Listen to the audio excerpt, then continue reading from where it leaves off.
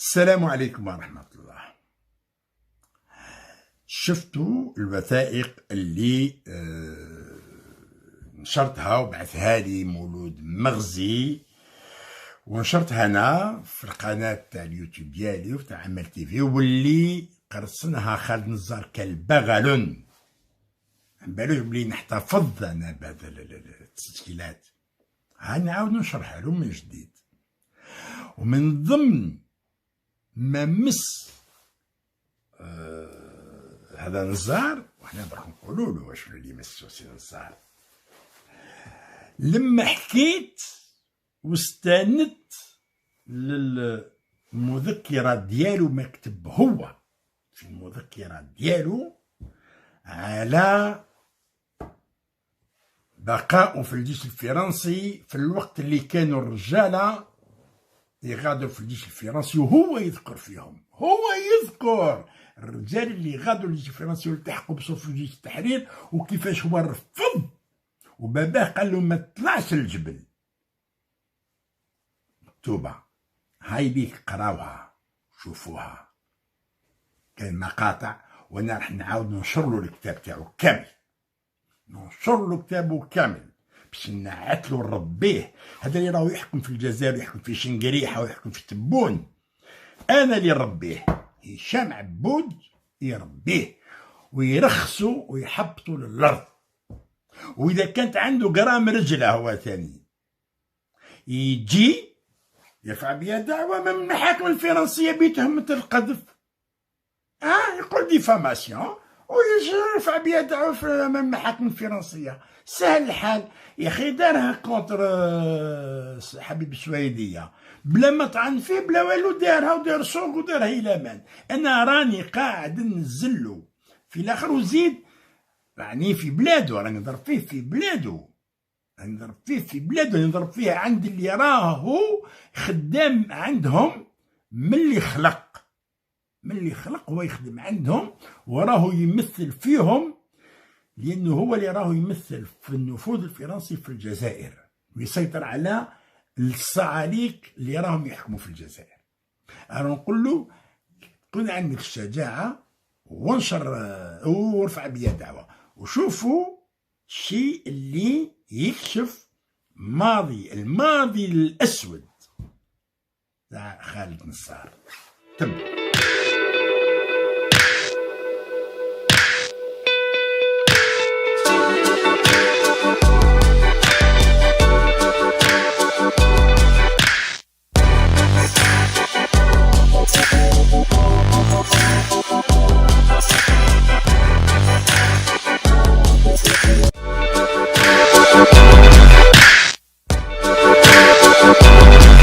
السلام عليكم ورحمة الله.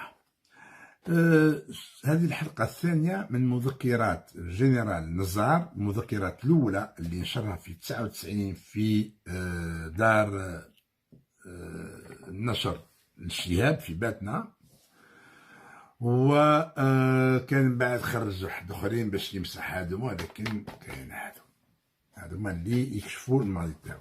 دونك كاين الناس يقول لك يا ولدي ما كان لا نهضروا حنايا برك، هذا ما خلاص سي تيرميني، وهذا تاريخ، هذا ماضي. خويا العزيز، ما تقدرش تبني مستقبل لما تعرفش الماضي ديالك. اذا ما تعرفش الماضي ديالك والمعطيات اللي فيه من ايجابيات وسلبيات باش تقدر تشق طريقك للمستقبل، ما تقدرش تبنيه. هذه الاولى. ثانيا، باش تعرف، لو كان الناس يقول لك حزب فرنسا، ويجي الوطنيين الناس اللي يضربوا كذا يقول لك هذوك هما حزب فرنسا، هذوك حركه وهذوك كذا، ومنا يولي ولاد الخماسه تاع نزار يعودوا يقولوا لنا لينا حنا كنا نتوما حركه. شوفنا، شوف فين وصلت يعني الاخر الوقاحه. ما عليه، حنا كي نقولوا لهم بالبيان. الوغ وصلنا في الحلقة الأولى، شفنا وين كان يتكلم، كان في القليعة، يقول باللي بلوس في صفحة 26 هذه، plus nous avancions dans les études, plus nous prenions conscience de ce qui se passait autour de nous. Cette prise de conscience est affinée au déclenchement de la révolution de novembre 54. يعني يقول باللي قد ما تقدمنا وحنا نشوفوا ندركوا باللي الوضع ماهوش مليح يعني حتى لحقت إذا نديرها ثورة نوفمبر 54. Alors يقول je n'étais pas en âge de m'intéresser au mouvement national. هذه في الصفحة 26 الفقرة الثانية. Je n'étais pas en âge de m'intéresser au mouvement national ni de comprendre ce qui se passait dans le monde des grands. نعطيك خبر شحال في عمرو؟ كان عنده 10 سنين 12 سنة هنا كان عنده أقل شيء 17 سنة. كان عنده 17 سنة في 54 كان عنده 17 سنة مولود في 37 حنا رانا في 54. هايليك يعني مخيطة 17 سنة انت ماكش فايق ماكش واعي. ومن بعد دوك هو يتكلم لنا على صحابو كان عندهم 15 سنة طلعوا للجبل. استغل طلعوا للجبل على 15 سنة. لامين زروان من المنطقة تاعو طلع للجبل على 15 سنة 16 سنة 16 سنة. لأن هذاك ما كانش في l'école des enfants de troupe. Alors je n'étais pas conscient. Mais je me souviens que les habitants du village parlaient avec fierté de la révolte des Algériens à Sétif, Guelma, dans d'autres régions du pays en mai 45. Ils étaient très heureux d'apprendre la nouvelle qui se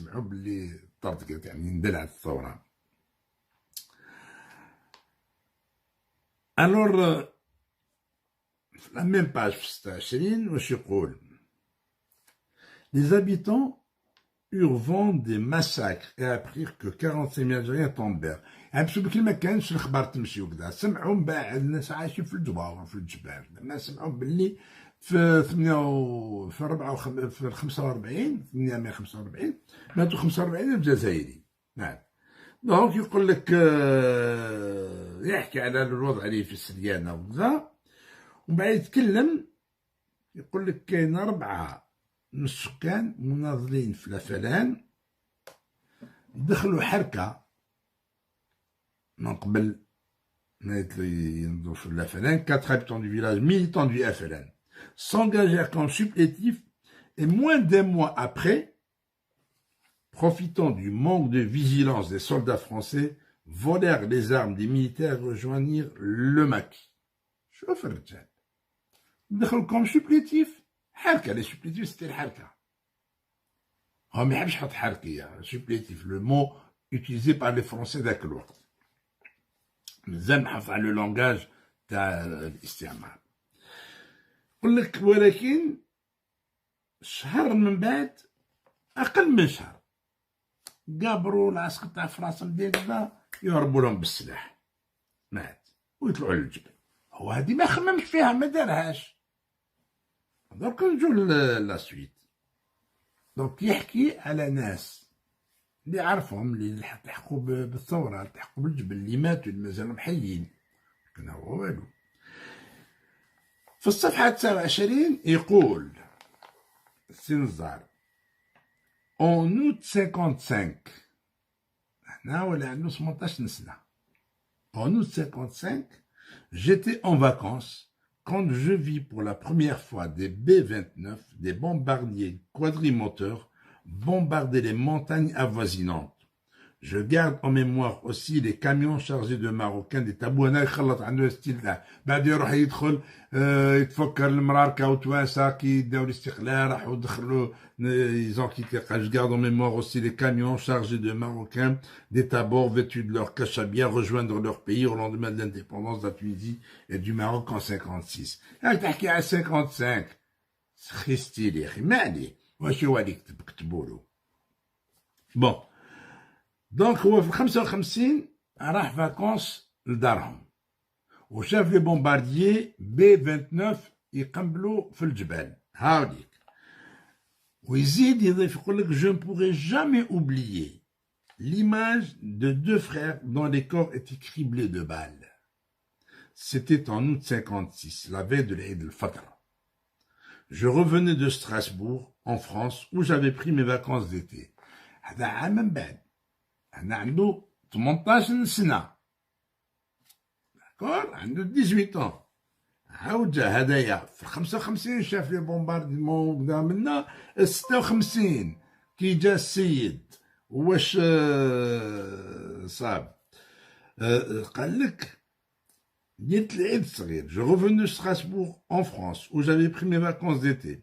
Un matin, je remarquai une effervescence inhabituelle des habitants du village et vis des soldats français descendus de la montagne se désaltérer à la fontaine. Ils revenaient d'une embuscade qu'ils avaient tendue la veille. Nous retrouvâmes les corps des deux enfants cachés dans les buissons près d'une source. À la vision des douilles éparpillées, nous comprîmes alors que les soldats français avaient vidé leurs chargeurs sur deux garçons nés, l'un âgé à peine de 10 printemps et l'autre ne dépassait pas 15 ans. Les deux frères étaient partis remplir un peu d'eau pour préparer du sirop que leur père, rentré tard ce soir-là, venait d'acheter à l'occasion de la fête. Alors, المرة الأولى شاف طيارة تقنبل قالوا له عام بعد جا يصيب جوج دراري صغار، واحد عنده 15 سنة وواحد عنده 10 سنين à peine 10 printemps et l'autre ne dépasse pas 15 ans.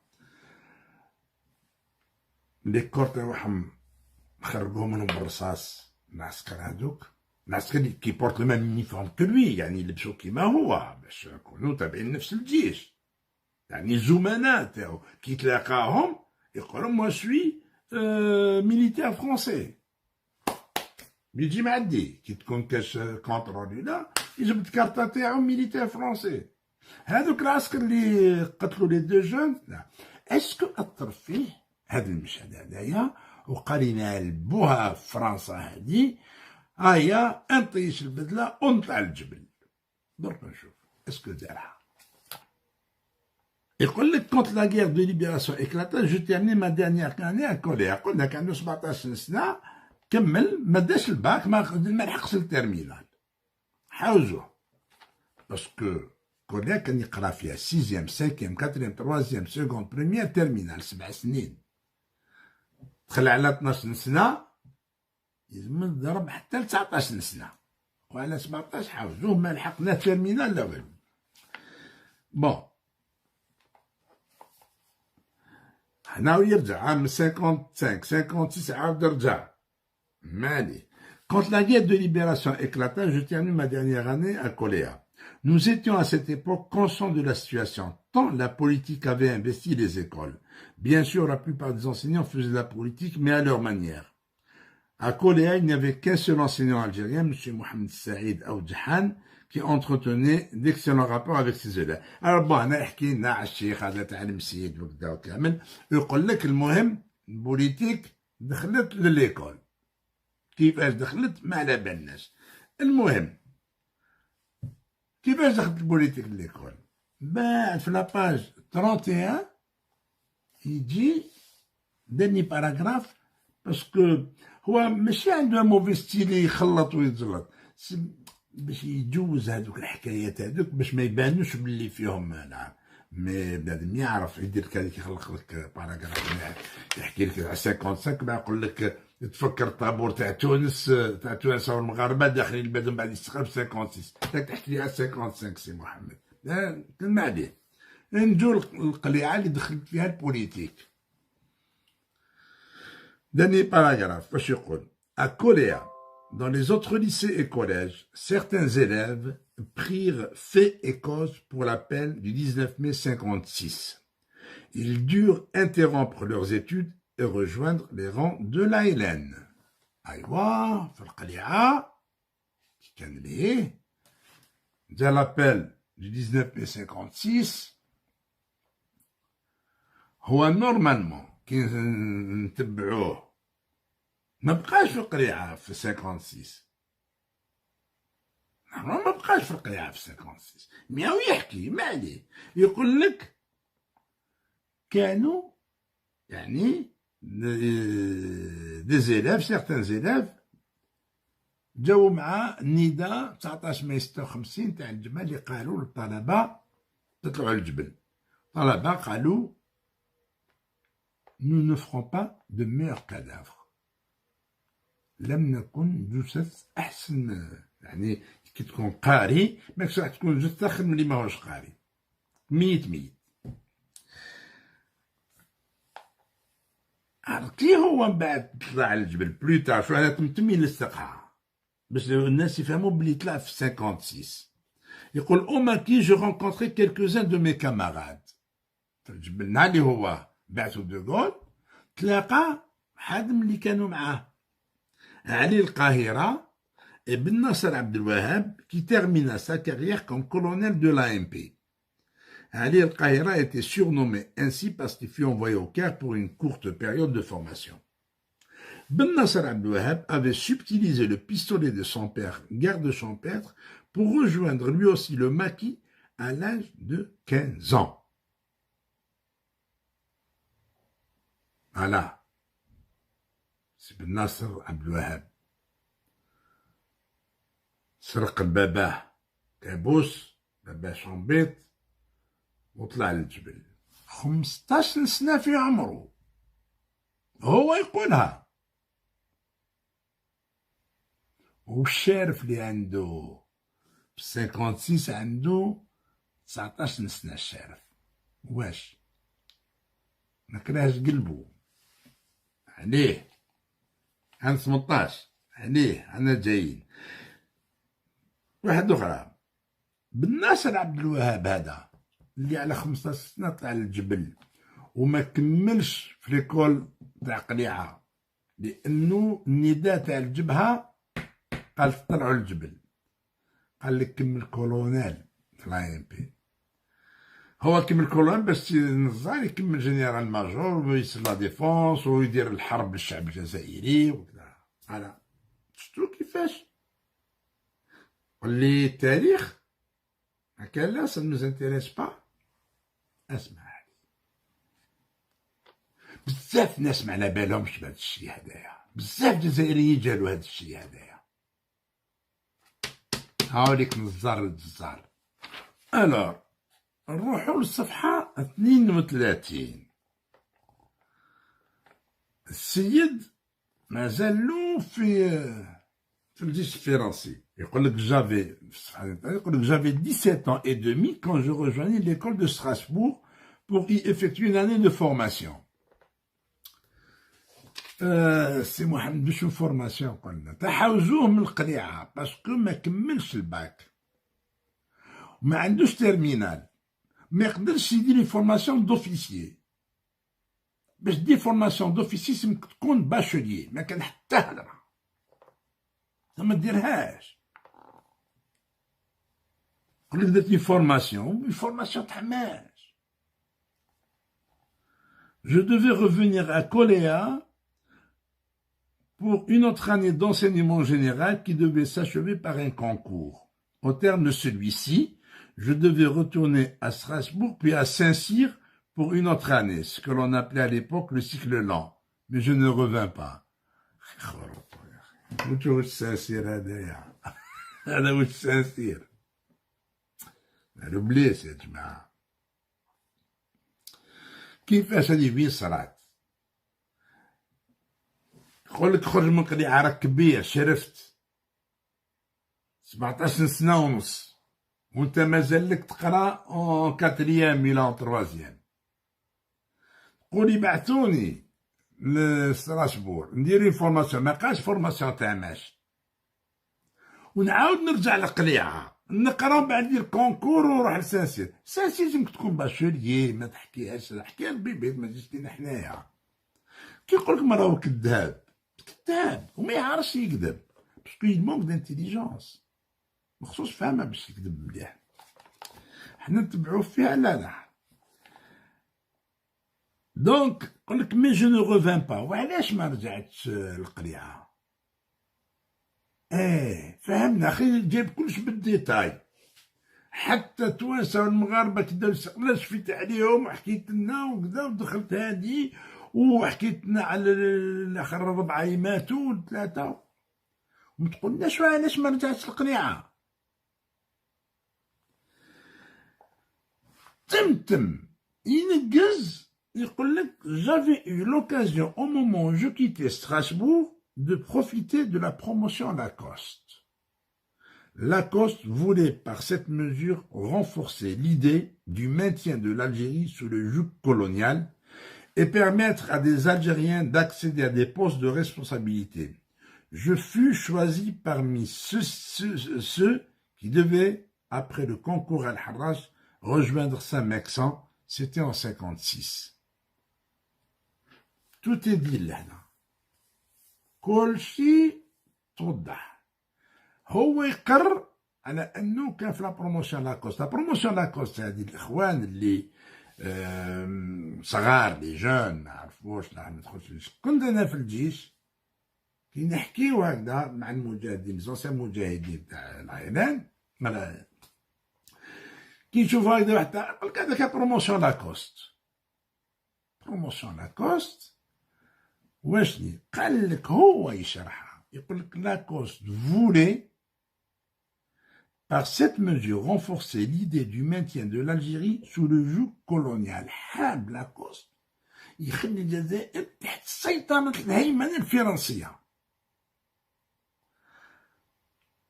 وهنا يعطي الجزائريين فرصة باش ياخذوا مسؤوليات. مش المسؤولية خدا نزار في الجيش الفرنسي ولا مسؤولية، لأنه بهذه البروموسيون لاكوست طلعوه اسبيرون وعام من بعد طلعوه سوليوتنون قالوا روح للجزائر. في الجزائر خدا مسؤوليات، في الجزائر خدا مسؤوليات وبقات الجزائر تحت هيمنة فرنسا كيما خط لها لاكوست بموافقة من عند دوغول، لأن دوغول عطاه من بعد لاكور تاعو في 58. فوالا.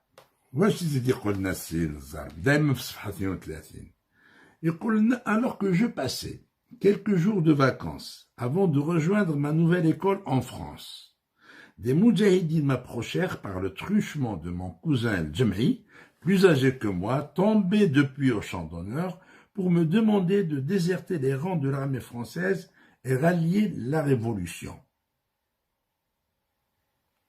أيوا جينا للمسقي